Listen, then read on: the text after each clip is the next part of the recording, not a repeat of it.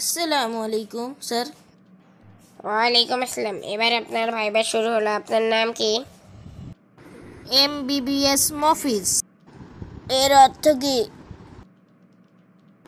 এর অর্থ হলো বাবা মায়ের বেকার সন্তান।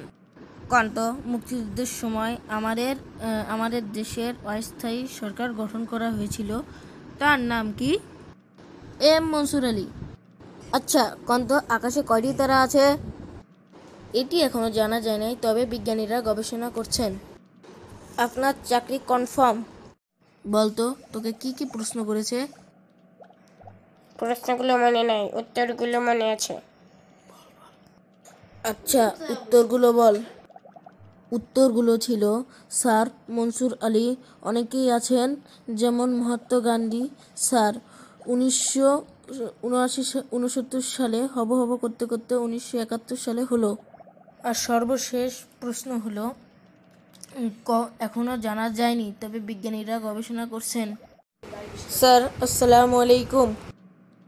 আপনাকে কয়টা প্রশ্ন করব, ঠিক উত্তর দিতে পারলে আপনার চাকরি হয়ে যাবে। আপনি কি উত্তর দিবেন স্যার? আমি সব বন্ধুর কাছ থেকে উত্তর শুনে নিয়েছি। কি হলো, আপনি বিড়বিড় করছেন কেন?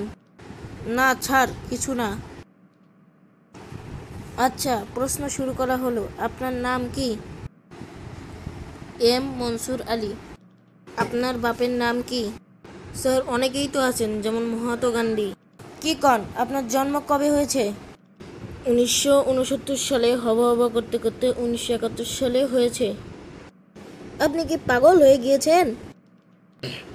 না, এখনো জানা যায়নি, তবে গবেষণা করা হচ্ছে। দয়া করে আমাদের চ্যানেলটি সাবস্ক্রাইব করুন এবং পাশে থাকা বেল আইকনটি